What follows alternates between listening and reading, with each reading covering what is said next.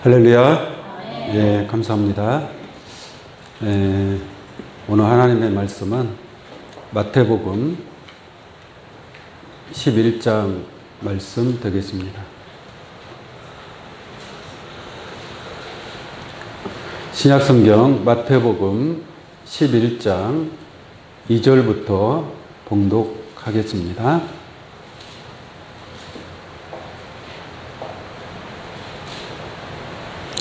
요한이 옥에서 그리스도의 하신 일을 듣고 제자들을 보내어 예수께 여짜오되 오실 그이가 당신이오니까 우리가 다른 일을 기다리오리이까.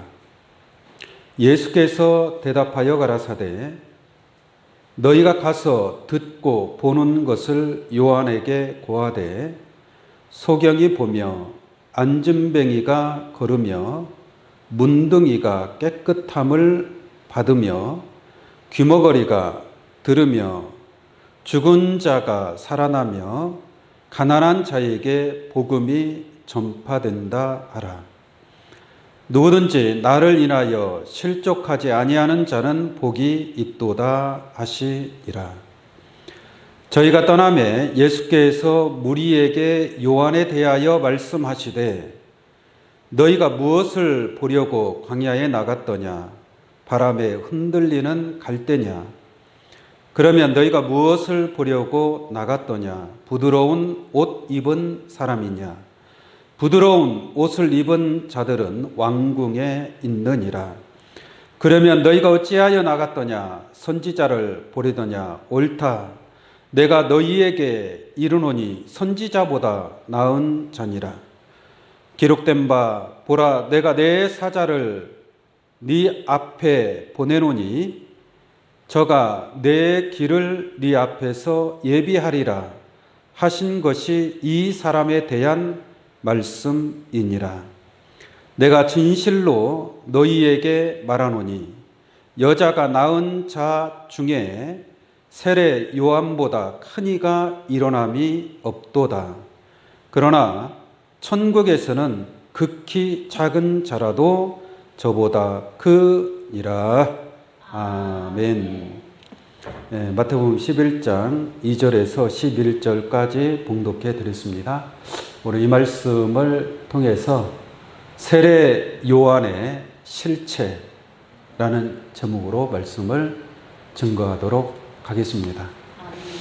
세례 요한의 실체라는 것은 세례 요한이 어떤 사람인가를 표면적으로만 아는 것이 아니라 그 이면적으로 곧 세례 요한은 어떠한 마음을 가지고 있고 어떠한 생각을 가지고 있고 어떠한 것을 추구했으며 또한 어떠한 행동을 했는가, 그 세례 요한에 대한 그 실체를 깨닫고 또한 세례 요한을 통한 하나님의 어떠한 섭리가 있는가를 깨닫는 그런 시간이 되기를 원합니다.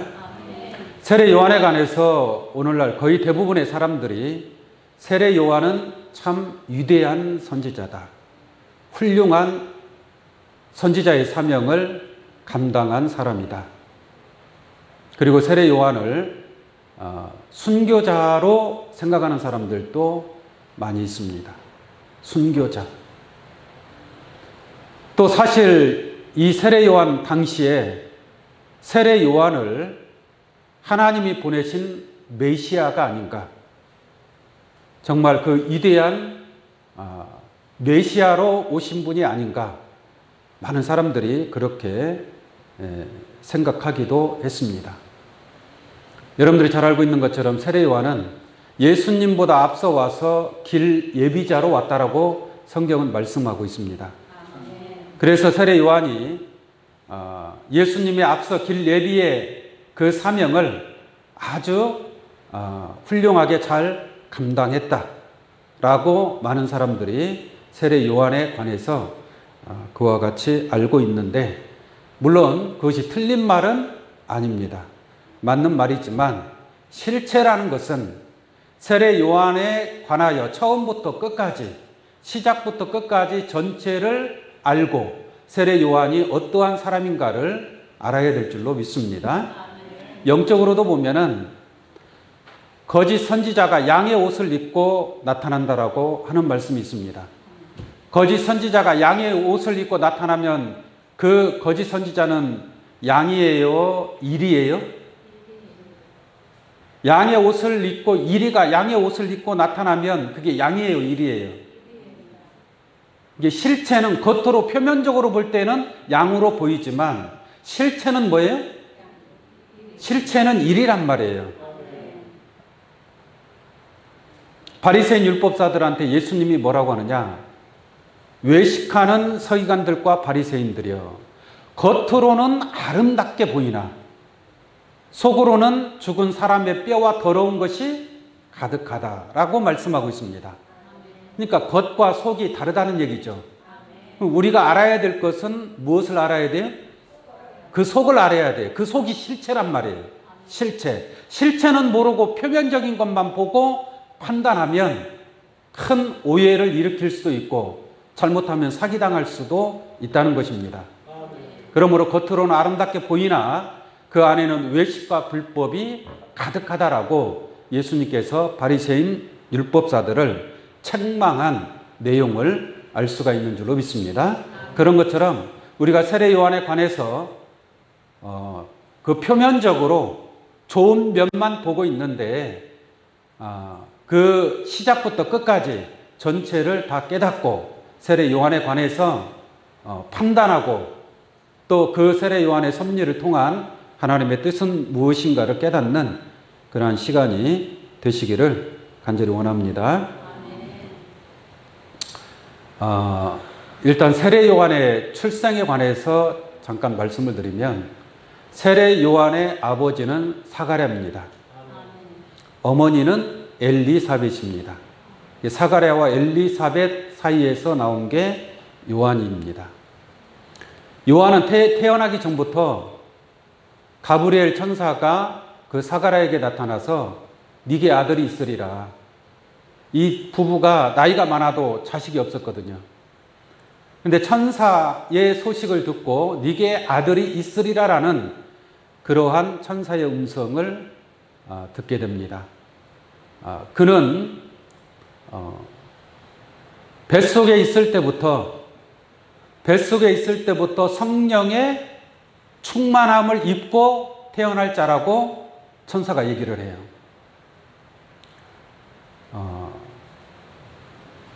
그 아버지 사가랴는 제사장입니다. 제사장.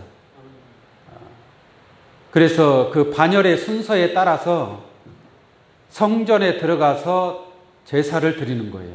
제사를 드리면서 그 천사의 아들이 있으리라는 그러한 소식을 듣게 되고, 그리고 그 세례 요한은 엘리야의 심령과 능력으로 와서 아비의 마음을 자녀에게로, 자녀의 마음을 아비에게로 돌이키게 하는 그러한 길 예비자의 사명으로 태어날 것을 말씀하고 있습니다. 다시 말씀을 드리면 세례 요한은 제사장의 아들로 태어났다는 얘기예요. 제사장은 예루살렘 성전에서 일을 하는 자입니다. 자기의 직무를 감당하는 자죠. 그러니까 그 세례 요한의 아버지 사가랴는 이스라엘의 중심지 예루살렘, 이스라엘의 중심이 어디? 예루살렘이죠. 예루살렘 가운데에서도 중심이 하나님의 성전이란 말이에요. 근데 사가랴는 하나님의 성전에서 제사장으로 있는 자입니다. 그러니까 세례 요한은 제사장의 아들로 태어난 겁니다.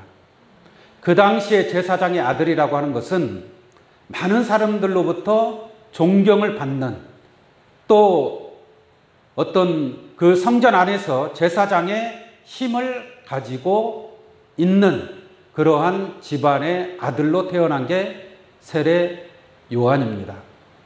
지금으로 말하자면 금수저를 물고 태어난 겁니다.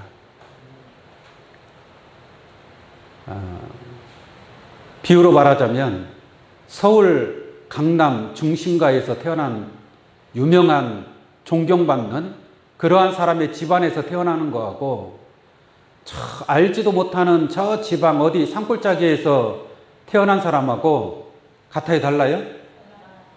다르죠. 세상에서 인정을 받는 것이 다릅니다. 서울의 명문대 나온 사람하고 지방의 이름 없는 대학교 나온 사람하고 대우가 같아요? 다르잖아요. 근데 예수님은 세례 요한에 비하면 흙수저로 태어난 거예요. 예수님은 나사렛 예수라고 그러죠. 갈릴리 나사렛이라는 동네가 출신지가 되는 거예요. 출생지가. 베들레헴에서 태어났지만 베들레헴에서 애굽으로 피난 갔다가 갈릴리 나사렛에 와서 살지 않습니까? 그래서 나사렛 사람 예수 그리스도라고 얘기를 하는 거예요. 근데 나사렛이라는 것은 그냥 촌동네입니다. 촌동네. 그냥 작은 마을이에요. 그 마을에서 태어난 예수님과 세례 요한은 예루살렘, 하나님의 성전에서 일하는 사가라이기 때문에 예루살렘 근방에 살았을 거 아니에요.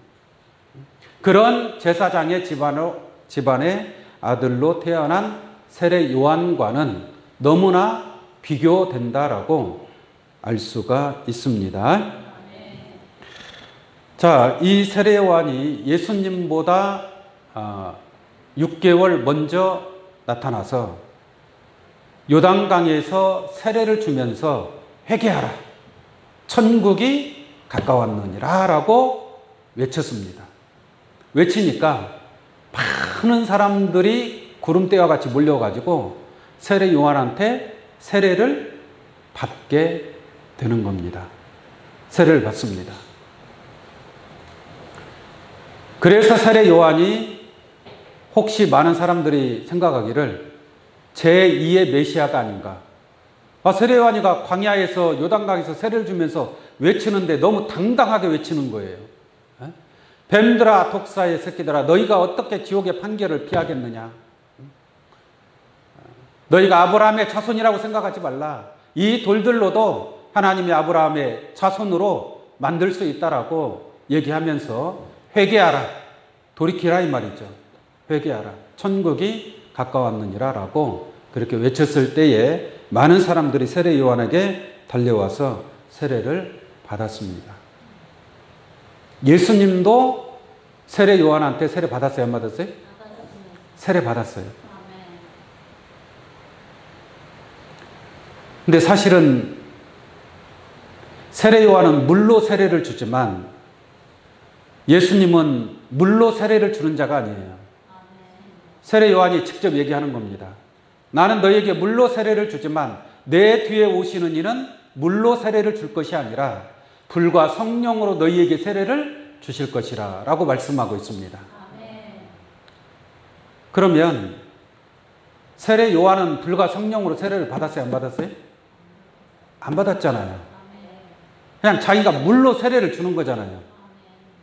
근데 예수님은 불과 성령으로 세례를 주신대요. 물로 세례 받는 게 나아요? 불과 성령으로 세례 받는 게 나아요? 불과 성령으로 세례를 받아야 모든 죄가 깨끗하게 씻어질 거 아니에요. 그러지 않습니까? 세례 요한은 예수님이 세례를 받으러 오셨다 할지라도 자기가 예수님한테 세례를 받아야 될 입장 아니겠어요? 그러지 않습니까? 세례 요한은 예수님의 신들매 풀기도 감당할 수 없는 자고, 자기는 예수 앞에 그 종과 같이 자기를 낮추는 신들매 풀기도 감당할 수 없다라고 그렇게 얘기를 했으면 예수님 앞에 불과 성령으로 세례를 받는 자가 돼야 되잖아요. 그런데 예수님께서 겸손하게 예수님이 자기를 낮추시고 세례 요한에게 세례를 받으신 것은 하나님의 뜻을 이루고자 함인 줄로 믿습니다. 그러나 세례 요한은 그것을 그렇게 생각하지를 않았습니다. 세례 요한이 예수님에 대해서 증거하기를, 세례 요한 예수님의 길 예비자잖아요. 세례 요한에 관해서 잘 증거를 해야 되겠죠. 그래서 세례 요한에 관해서 증거하기를 한번 성경을 보도록 하겠습니다.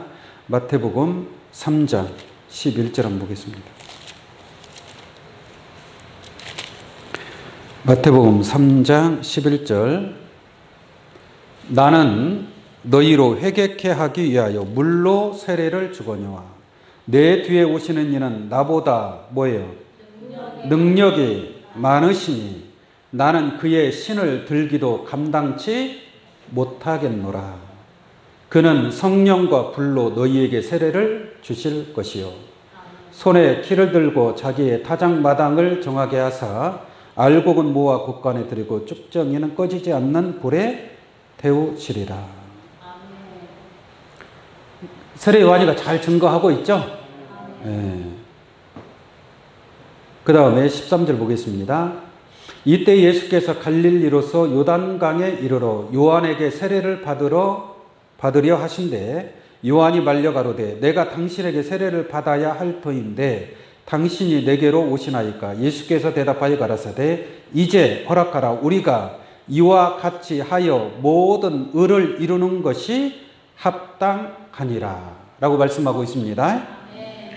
그러니까 예수님은 세례 요한과 더불어 서로 한 몸을 이루어서 서로 합해서 하나님의 뜻을 하나님의 의를 이루어 가자라는 차원에서 세례를 받으신 것을 알 수가 있겠습니다.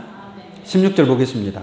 예수께서 세례를 받으시고 곧 물에서 올라오실새 하늘이 열리고 하나님의 성령이 비둘기같이 내려 자기 위에 임하심을 보시더니 하늘로서 소리가 있어 말씀하시되 이는 내 사랑하는 아들이요 내 기뻐하는 자라 하시리라 라고 말씀하고 있습니다. 세례 요한이 예수님에게 세례를 줍니다. 세례를 주고 물에서 올라오니까 하나님의 성령이 예수 위에 임하는 것을 세례 요한은 보았죠. 보았습니다. 그리고 하늘에서 나는 음성도 들었습니다. 이는 내 사랑하는 아들이요 내 기뻐하는 자라라는 그런 음성을 다른 사람은 몰라도 세례 요한은 확실하게 들었으니까 예수 그리스도와 합력해서 선을 이루어 가야 되는 그러한 세례 요한의 입장이라는 것을 이 말씀을 통해서 깨달을 수 있는 줄로 믿습니다. 하나 더 보도록 하겠습니다. 요한복음 1장입니다. 요한복음 1장 26절 요한복음 1장 26절부터 보겠습니다. 요한이 대답하되 나는 물로 세례를 주거니와 너희 가운데 너희가 알지 못하는 한 사람이 섰으니 곧 내 뒤에 오시는 그이라. 나는 그의 신들매 풀기도 감당치 못하겠노라 하더라. 이 일은 요한의 세례 주던 곳 요단강 건너편 베다니에서 된 일이니라. 이튿날 요한이 예수께서 자기에게 나오심을 보고 가로되 보라 세상죄를 지고 가는 하나님의 어린 양이로다. 예수님 세례 요한이 예수님에 대해서 잘 증거했어요, 안 했어요? 잘 증거하잖아요. 뭐라고 합니까? 보라 세상죄를 지고 가는 하나님의 어린 양이로다. 예수님이 세상의 모든 죄를 지고 십자가에 질 것을 세례 요한이 이렇게 말씀하고 있는 겁니다. 그러니까 하나님의 아들 예수 그리스도에 관해서 정확하게 알고 있다는 얘기죠. 그러니까 이렇게 말할 수 있는 거 아니겠어요? 자, 30절입니다. 내가 전에 말하기를 내 뒤에 오는 사람이 있는데 나보다 앞선 것은 그가 나보다 먼저 계심이라 한 것이 이 사람을 가리킴이라. 나도 그를 알지 못하였으나 내가 와서 물로 세례를 주는 것은 그를 이스라엘에게 나타내려 함이라 하니라. 요한이 또 증거하여 가로되 내가 보매 성령이 비둘기같이 하늘로서 내려와서 그 위에 머물렀더라 라고 했죠. 이게 성령이 예수 위에 머무른 것을 세례 요한이 확실하게 알고 눈으로 직접 보고 알고 있음을 알 수가 있고요. 그 다음에 33절입니다. 나도 그를 알지 못하였으나 나를 보내어 물로 세례를 주라 하신 그이가 나에게 말씀하시되 성령이 내려서 누구 위에든지 머무는 것을 보거든 그가 곧 성령으로 세례를 주는 자인 줄 알리라 하셨기에 내가 보고 그가 뭐라 그랬어요? 하나님의 아들이심을 증거하였노라 라고 말씀하고 있는 줄로 믿습니다. 그러니까 다른 사람 몰라도 세례 요한은 확실하게 길 예비자로서 예수님과 하나가 되어서 그러한 길 예비자의 사명을 감당해야 될 그러한 엄청난 막중한 사명을 가지고 온 것이 바로 세례 요한임을 알 수가 있는 줄로 믿습니다. 그렇다면 우리가 상식적으로 이렇게 세례 요한이 이렇게 예수님에 대해서 증거했고 또한 자기의 사명도 알고 있고 그렇다면은 예수님과 함께 선을 이루는데 누구보다 앞장서야 될 사람이 세례 요한인 줄로 믿습니다. 그런데 세례 요한은 요단강에서 예수님을 만나고 예수님한테 세례를 주었잖아요. 그리고 성령 예수에 임하는 것을 보았고 또 세상죄를 지고 하는 하나님의 어린 양이라고 고백을 했다면 예수님과 한 몸이 되어서 예수님과 서로 소통하고 어떻게 하면 내가 길 예비자의 사명, 예수님의 마음에 합당한 그러한 길 예비자의 사명을 감당할 수 있는지 예수님의 제자가 되어서 예수님의 가는 길을 평탄하게 갈 수 있도록 그 길 예비를 해야 되는 것이 마땅한 것 아니겠습니까?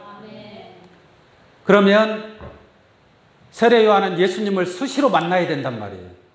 수시로 만나고 수시로 대화하고 소통하고 또 예수님한테 가르침을 받아야 될 것은 가르침을 받아야 되겠죠. 그렇지 않겠습니까? 자기는 물로 세례를 주지만 내 뒤에 오시는 성령과 불로 세례를 준다고 그랬단 말이에요.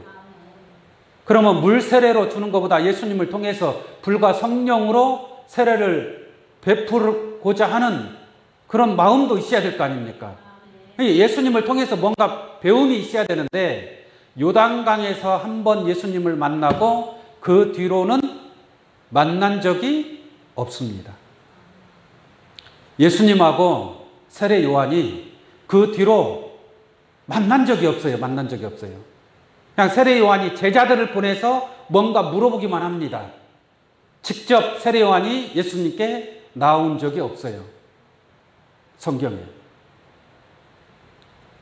그러니까 시작은 참 잘 나갔어요. 잘 나갔는데 그 끝이 어떻게 되는가? 진짜 세례 요한의 실체, 그 속마음은 무엇인가를 우리가 성경을 통해서 한번 알아보도록 하겠습니다. 먼저 마태복음 9장 14절 한번 보겠습니다. 마태복음 9장 14절입니다. 그때에 요한의 제자들이 요한이 광야에서 외치니까 수많은 사람들이 몰려들었잖아요. 그러니까 요한의 제자들이 있었을 거 아니겠습니까? 요한의 많은 제자들이 있었을 거 아니에요. 처음에는 다 요한을 추종해서 따라갔기 때문에. 근데 요한의 제자들은 누구한테 가르침을 받았을까요? 요한한테 가르침을 받았겠죠. 그러니까 요한의 제자가 되는 것 아니겠습니까? 자, 보세요. 제자를 보면 누구를 알 수 있을까요? 스승을 알 수 있는 거 아니겠습니까? 스승의 가르침을 받는 게 제자이기 때문에. 근데 요한의 제자들이 예수께 나와 가로되, 예수 앞에 나왔습니다. 이게 나와서 뭐라고 하는가 보면은 예수께 나와 가로되 우리와 바리새인들은 뭐 하는데? 금식하는데. 근데 금식을 열심히 했나 봐요. 그 유전 전통을 따라서. 그래서 요한의 제자들과 바리새인들은 금식하는데 이 제자들이 왜 금식하겠어요? 왜 금식하겠어요? 요한한테 그렇게 배웠기 때문에 금식을 하는 거 아니겠어요? 바리새인들은 또 바리새인들로부터 그 제자들이 그렇게 배웠기 때문에 금식을 하는 거예요. 할렐루야. 여러분들 지금 금식해야 안 해요? 왜 안 해요? 제가 하라고 말을 안 하거든. 금식하라고 가르치질 않거든. 이 금식을 해야 안 해요? 금식을 안 한다면, 이게 예수님은 제자들에게 금식하라고 가르치질 않았어요. 금식을 해야 된다라고 강조하진 않았단 말이에요. 오히려 금식을 하지 말라라고 얘기를 합니다. 신랑이 함께 있을 동안에 왜 금식하느냐? 신랑을 빼앗길 날이 이르니 그때 금식하라고 가르치고 있어요. 그러니까 예수님은 제자들에게 금식하라고 가르치질 않았어요. 그런데 요한의 제자들과 바리새인들은 뭐예요? 금식하고 있는 거예요. 금식하고 있는. 그러면서 요한의 제자들이 금식을 하면 했지, 금식을 안 하는 예수님과 예수님의 제자들을 비방할 필요는 없을 거 아닙니까? 그죠? 그런데 요한의 제자들이 와서 뭐라고 합니까? 우리와 바리새인들은 금식하는데 어찌하여 당신의 제자들은 뭐라 그래요? 금식하지 아니하나이까? 쉽게 말하면 우리는 금식하는데 왜 당신들은 금식을 하지 않느냐 이거예요. 잘못된 거 아니냐 이거예요. 이단 아니냐 이거예요. 바리새인과 정통적으로 그 맥을 이어온 그 바리새인들이나 세례 요한도 마찬가지죠. 요한의 제자들이나 그 전통을 이어서 잘 준행하는데 왜 당신의 제자들은 금식하지 않느냐라고 이 요한의 제자들이 와서 예수님한테 하는 얘기예요. 제자들끼리 하는 얘기도 아니고 요한의 제자들이 예수님에 대해서 아주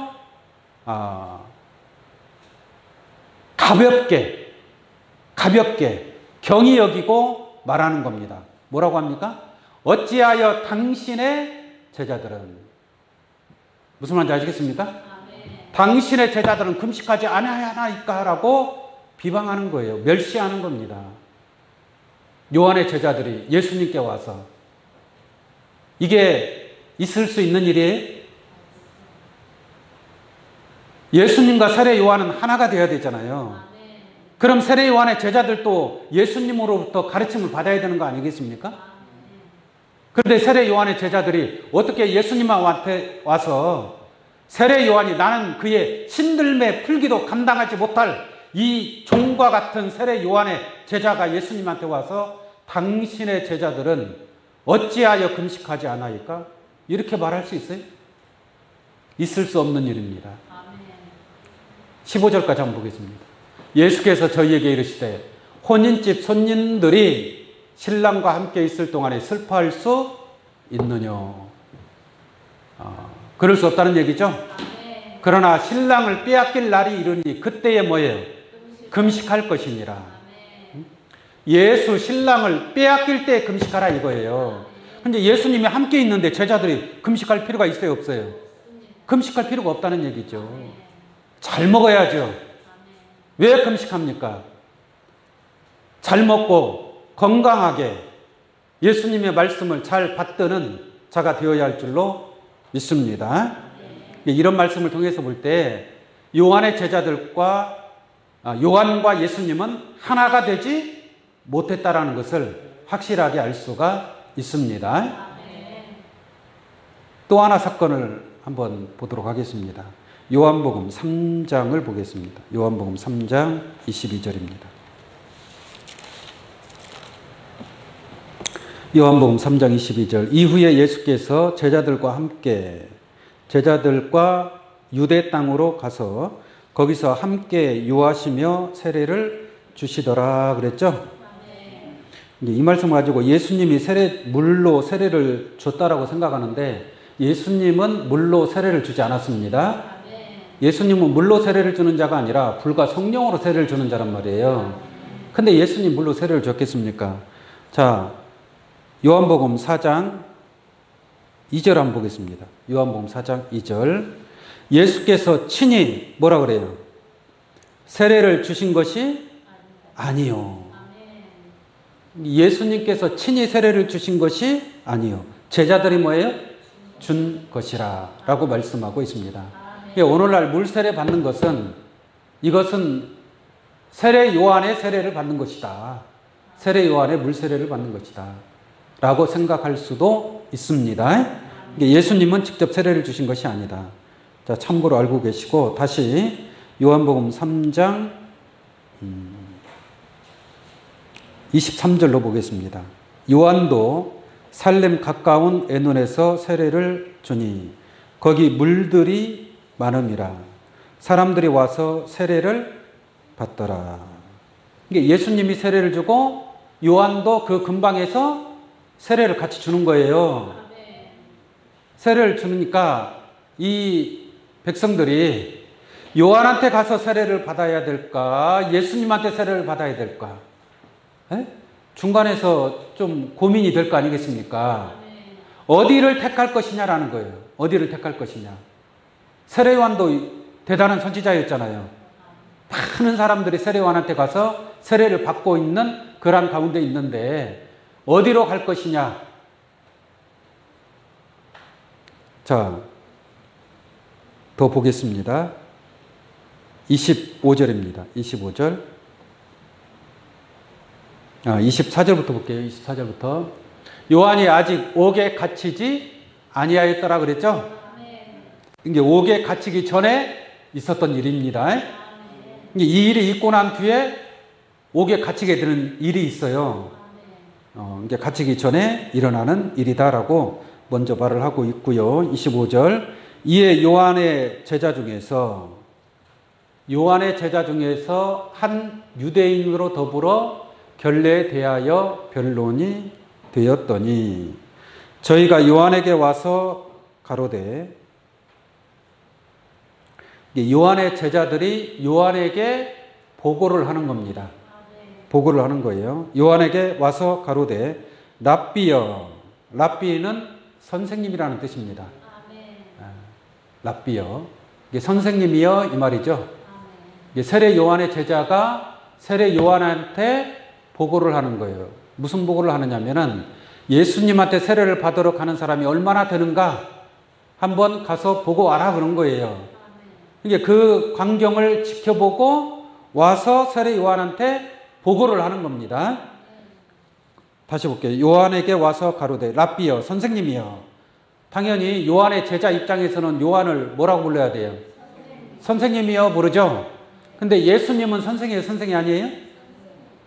예수님은 그들 입장에서 볼 때는 자기의 선생이 아니잖아요.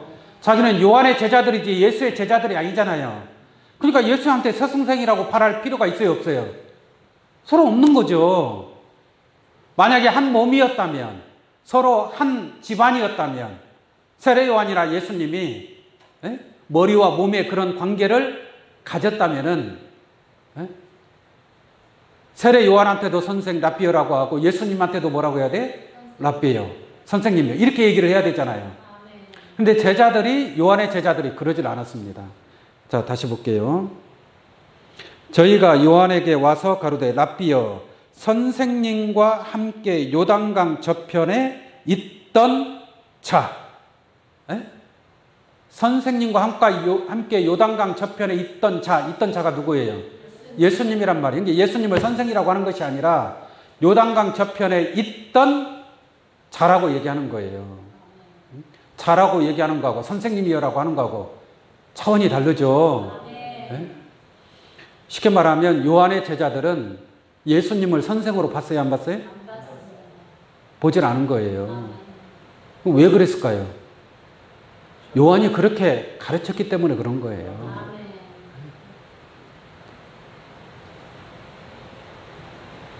그래서 요단강 저편에 있던 자, 곧 선생님이 증거하시던 자가 세례를 주매 사람이 다 그에게로 뭐예요? 가더이다. 이렇게 보고를 하는 거예요. 이 보고하는 것은 무슨 의미예요?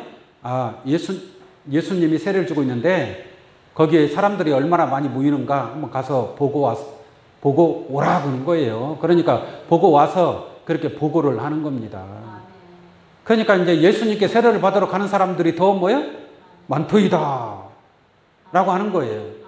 전에는 세례 요한이 많았는데 이제는 예수님께 세례 받는 사람이 더 훨씬 많더이다. 그러니까 세례 요한은 예수님과 함께 한 것이 아니라 서로 경쟁 상대로 본 거예요. 경쟁 상대로. 네? 예수님한테는 도대체 얼마나 많은 사람들이 가고 있는지 그것을 염탐한 겁니다. 염탐. 자, 이 정도로 말씀을 드리도록 하고, 자, 세례 요한의 실체에 관해서 오늘 본문 말씀을 통해서 더 정확하게 알아보도록 하겠습니다. 자, 11장, 마태복음 11장 2절부터 보겠습니다. 요한이 옥에서 그리스도의 하신 일을 듣고 제자들을 보내요 라고 말씀하고 있습니다. 자, 오늘 이 본문 말씀의 내용은 요한이 옥에 있을 때에 일어나는 일이에요. 옥에, 감옥에 갇혔어요. 옥에 왜 갇혔느냐? 길 예비자의 사명을 감당하다 갇힌 것이 아니라 이때의 유대의 분봉왕 헤롯왕 시대였단 말이에요. 그 헤롯왕 시대에 헤롯왕이 자기 동생의 아내를 취해요. 헤로디아라는 그 여자를 취합니다. 이게 잘못된 거죠. 동생의 아내를 취했으니까. 그러니까 세례 요한이가 헤롯왕을 막 비방을 하고 책망을 하는 거예요. 헤롯왕을. 당신이 동생의 아내를 취하는 것이 옳지 않다. 왜 그러느냐? 막 책망을 하면은 세례 요한의 인기가 올라가겠어요? 안 올라가겠어요? 안 올라가요?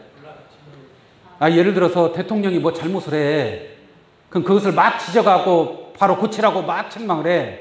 그럼 그 사람이 올라가요? 안 올라가요? 인기가 올라가는 거죠. 세례 요한은 그 헤롯왕을 책망함으로써 자기 자신의 인기가 많은 민중들에게 인기를 얻기 위해서 한 것이다 이 말이에요. 그래서 헤롯 왕이 열받아가지고 세례 요한을 잡아서 옥에 가두라 그랬어요. 그래서 옥에 갇힌 거예요. 무슨 복음을 전하다가 길 예비자의 사명을 감당하다가 붙잡힌 게 아닙니다. 왜? 자기의 사명만 감당하면 되지. 헤롯 왕이 누구 어떤 여자를 취하든 뭐하든 그게 무슨 상관입니까? 에? 오히려 헤로디아를 보니까 헤로디아가 헤롯 왕을 좋아한 것 같아요. 이게 서로 마음이 맞아서 그렇게 한 것 같아요. 언뜻 보면은. 그러면 세례 요한은 그러한 것에 참여하지 말고 길 예비자로 왔으니까 길 예비자의 사명만 감당하면 되는 거 아니겠습니까? 예수님은 그 사실을 몰랐겠어요? 예수님도 다 알겠죠? 모르는 사람이 누가 있겠습니까? 그러나 예수님은 거기에 관계했어요? 안 했어요? 하지 않았잖아요. 예수님이 가야 될 길만 가면 되는 거예요. 하나님으로부터 주신 그 사명, 그 길로 나아가면 되는 것이지 뭐하러 그 헤롯 왕에 이러쿵저러쿵 해서 감옥에 갇히느냐라는 얘기죠. 어쨌든 간에 감옥에 갇혔습니다. 감옥에 갇혔으니까 자기는 이제 움직이지 못할 거 아니에요. 그러니까 이제 제자들을 시키는 거예요. 제자들을 시켜서 예수님한테 보냅니다. 보내면서 뭘 물어보래요. 이게 뭘 물어보는 거 한번 보도록 할게요. 2절 다시 보겠습니다. 요한이 옥에서 그리스도의 하신 일을 듣고 제자들을 보내요. 제자들을 보내죠? 제자들 누구한테 보내요? 예수께 보내는 겁니다. 예수께 여짜오되 오실 그이가 당신이 오니까 우리가 다른 일을 기다리오리까. 이게 오실 그이가 당신이 오니까 이게 메시아가 당신이 오리라 한 그 그리스도 예수가 맞느냐 이거예요.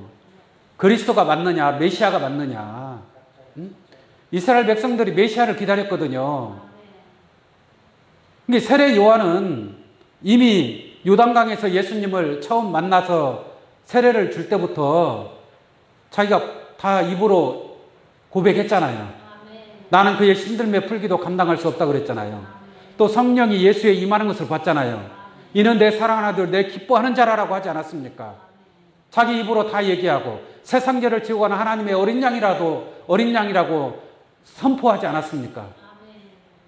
그런데 이제 와서 오실 그이가 당신이 오니까 내가 다른 일을 기다리오리까.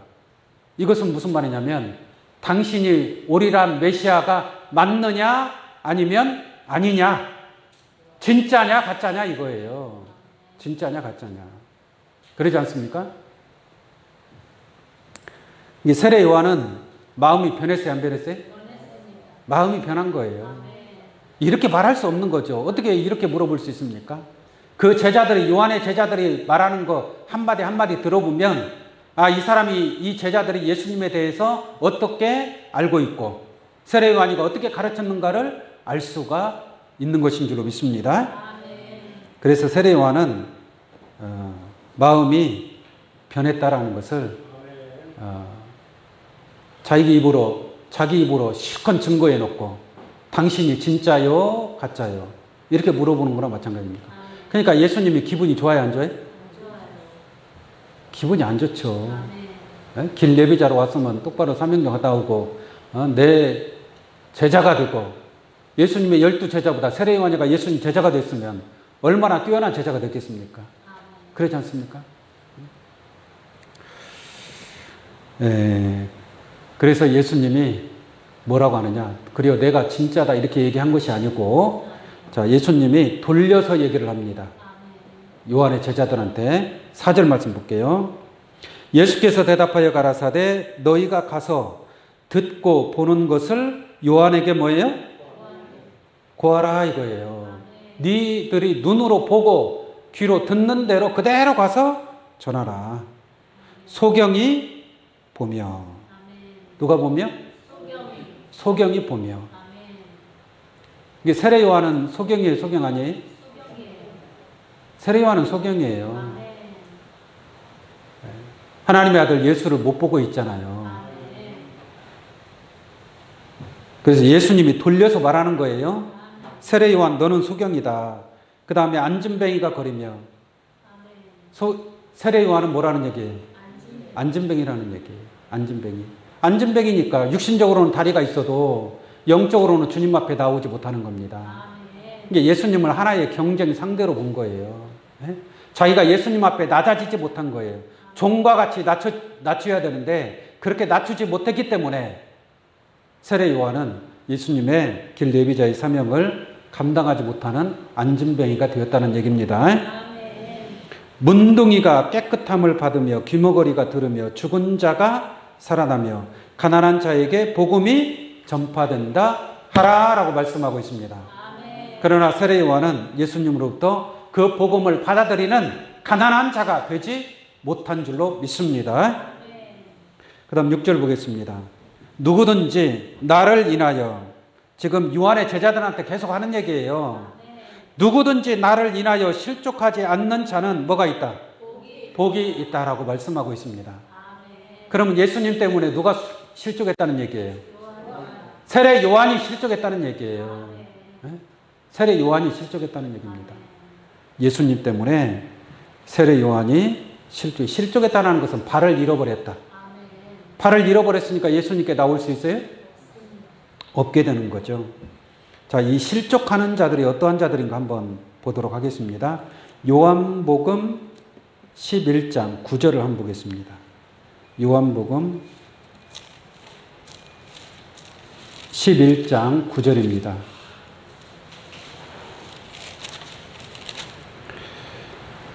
예수께서 대답하시되 낮이 12시가 아니냐. 사람이 낮에 다니면 이 세상의 빛을 봄으로 뭐라 그래요?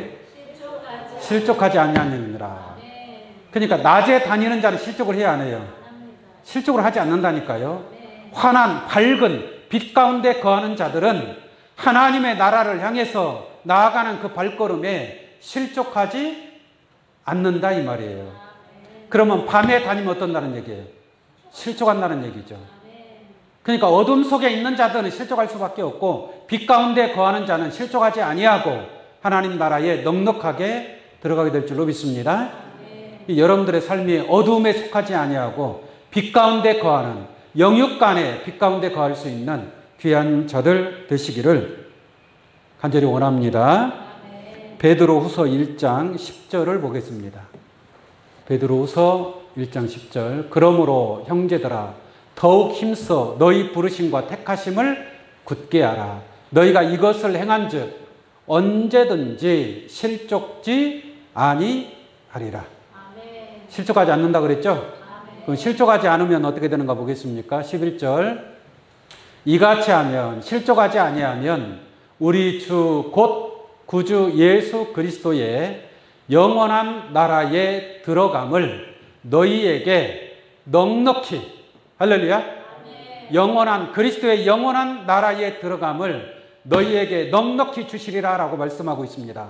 그러면 실족한 자는 들어가요, 못 들어가요? 못 들어간다는 얘기예요. 그러니까 실족하지 아니하는 자가 복이 있다 이 말이에요. 그게 세례 요한은 예수님 때문에 실족한 자가 되었다. 그러므로 예수 그리스도의 영원한 나라에 들어갈 수 없을 것을 말씀하고 있는 줄로 믿습니다.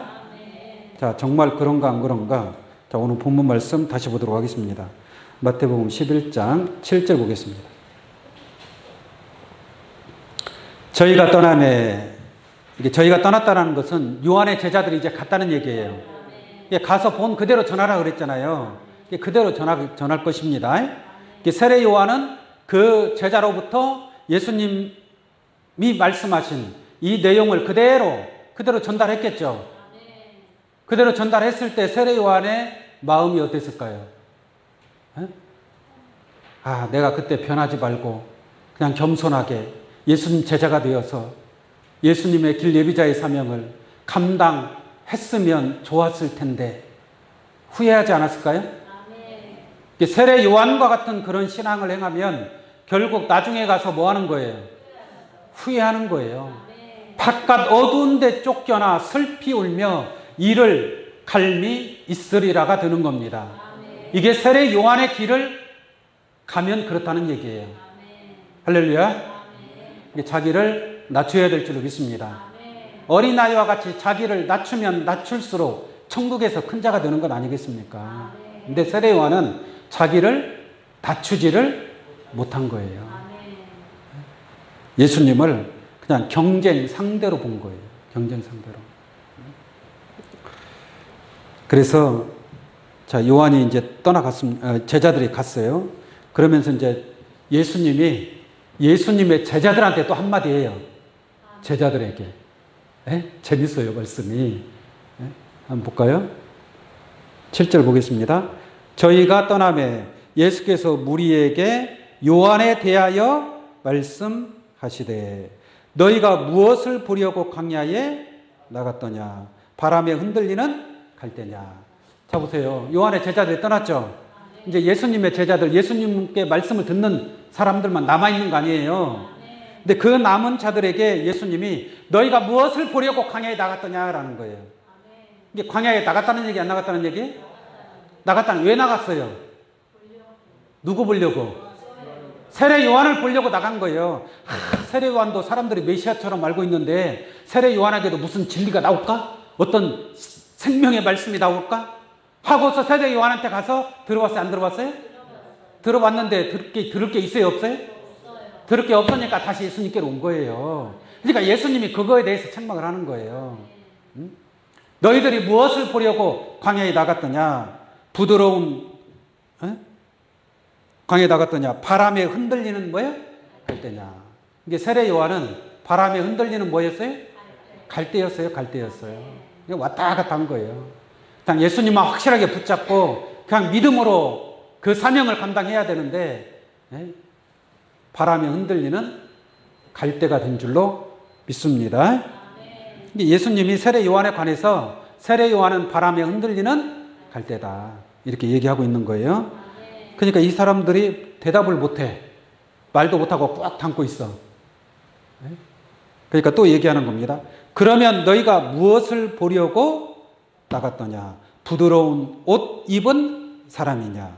부드러운 옷 입은 사람이 세례 요한이거든요. 왜? 세례 요한은 약대 털옷을 입고 있었거든요. 약대 털옷 아무나 입을 수 있는 옷이 아닙니다. 그죠? 근데 세례 요한은 약대 털옷을 입었어요. 약대 털옷을. 그리고 그러니까 예수님 뭐라고 그래요? 부드러운 옷을 입은 사람은 어디에 있느니라? 왕궁에 있다. 차라리 왕궁에 가서 부드러운 입은 사람을 보지 뭐하러 세례 요한한테 나갔냐 이거예요. 왜 나갔냐? 왜 나갔냐? 9절 볼까요? 그러면 너희가 어찌하여 나갔느냐? 이것도 아니고 저것도 아니면 무엇 때문에 나갔느냐 이거예요. 선지자들을 보려더냐? 옳다 이거예요. 그러니까 예수님한테 말씀을 듣는 사람도 누구한테 가서 들은 거예요? 세례 요한한테 가서 말씀을 듣는 거예요. 왜? 세례 요한을 선지자로 알았거든요. 세례 요한을 선지자로 알았기 때문에 세례 요한 선지자에게 또 어떤 말씀이 나오는지 가서 들어본 거예요. 네? 여러분들은 그랬어요? 안 그랬어요? 네. 자, 기록된 바 10절 말씀 보겠습니다. 기록된 바 보라 내가 내 사자를 네 앞에 보내느니 저가 네 길을 네 앞에 예비하리라 하신 것이 누구예요? 이 사람에 대한 말씀이니라. 세례 요한에 관해서 하신 말씀이죠.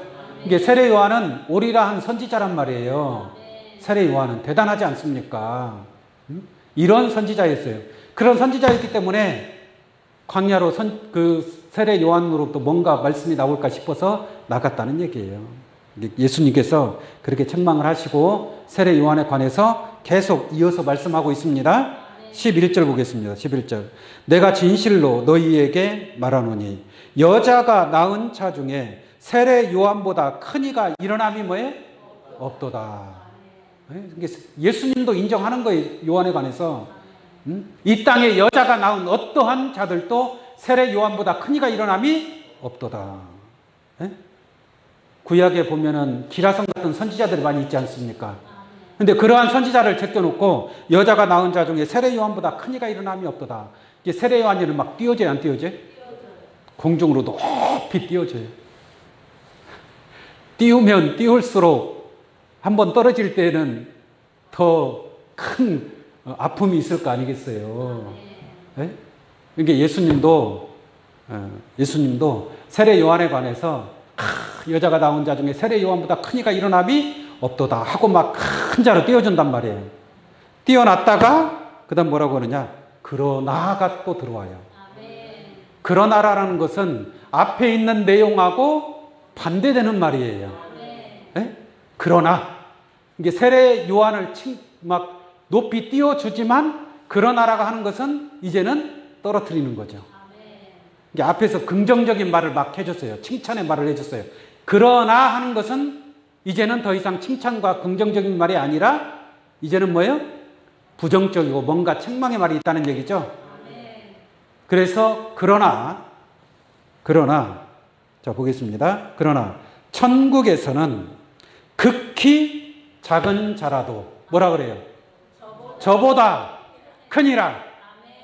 그러니까 이 세상에서는 세례 요한보다 큰 이가 일어남이 없지만 천국에서는 극히 작은 자라도 저보다 크니라라고 했으니까 세례 요한은 극히 작은 자보다 더 높은 자예요? 더 낮은 자예요?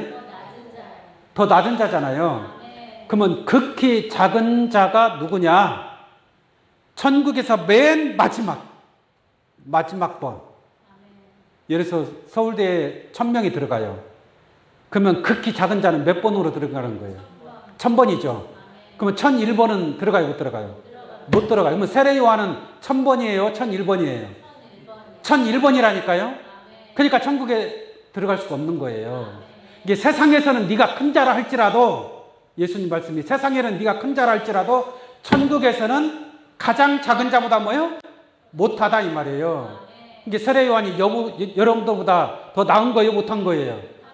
못한 거다 이 말이에요.